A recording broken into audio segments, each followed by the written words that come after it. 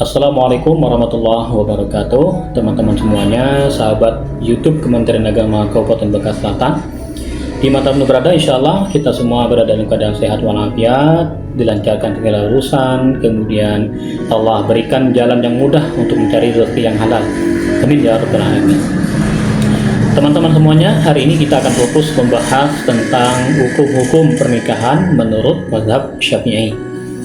Tetapi sebelumnya saya ingatkan teman-teman semuanya, bagi yang masih jombloan jomblowati yang sudah memiliki calon pasangan untuk dinikahkan dan secara istiqoahnya sudah oke, ilmu pernikahannya sudah mantap, secara fisikis, finansial sudah siap, maka segeralah datang ke KUA mumpung masih di bulan Syawal ini.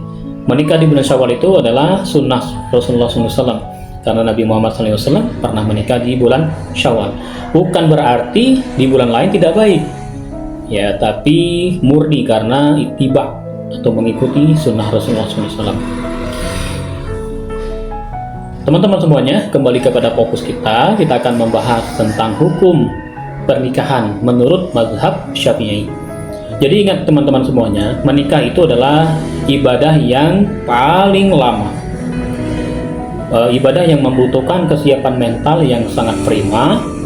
Jadi teman-teman semuanya yang masih ragu untuk menikah, jangan dilakukan terlebih dahulu. Jangan sampai menikah dalam keadaan terpaksa, jangan sampai menikah dalam keadaan tidak 100%. Pastikan bahwa sebelum kalian menikah, semuanya sudah dipersiapkan dengan matang. Jangan sampai nanti di tengah pernikahan menyesal atau menyesali pernikahan itu terjadi. Jangan sampai terjadi. Teman-teman semuanya, hukum asal menurut mazhab Syafi'i, ya, menikah itu hukumnya adalah mubah. Jadi orang yang memutuskan dirinya untuk tidak menikah sepanjang hidupnya, maka itu adalah mubah, boleh.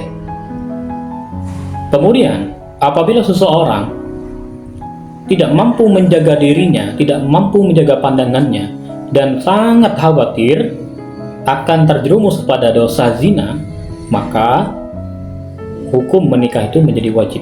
Karena hanya dengan menikah itulah dia akan terhindar dari dosa zina. Dosa zina tersebut ya tentu adalah dosa yang sangat-sangat besar. Jadi teman-teman semuanya, jangan sampai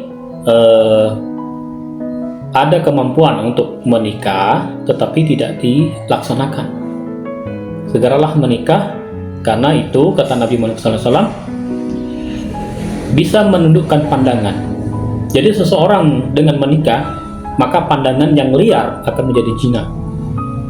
Kemudian bisa juga menjaga farji, menjaga kemaluan agar tidak melakukan dosa besar itu. Hukum yang ketiga adalah hukum sunnah. Maksudnya adalah ketika seseorang sudah merasa mampu untuk melaksanakan kewajiban-kewajibannya nanti, termasuk menafkahi anak istrinya, merawat rumah tangganya, dan siap apapun yang terjadi di dalam rumah tangga tersebut, konflik suami istri, dia bisa menyelesaikan itu secara ilmu fikih pernikahannya, dia sudah siap, ya, istiqoahnya sudah mantap, maka hukumnya menjadi sunnah, harus disegerakan.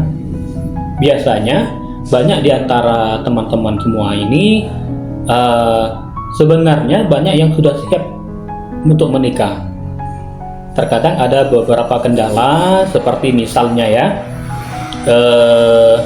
belum merasa cukup untuk menafkahi keluarganya, ya. Ada juga karena masih ada tanggungan di keluarganya, misalnya adiknya masih sekolah, ibunya masih sakit, dan macam-macam. Jika kondisinya belum 100% dengan catatan, ya, maka jangan pernah memaksakan untuk segera menikah. Pastikan diri kalian menikah dalam keadaan benar-benar siap, karena dampaknya sangat besar.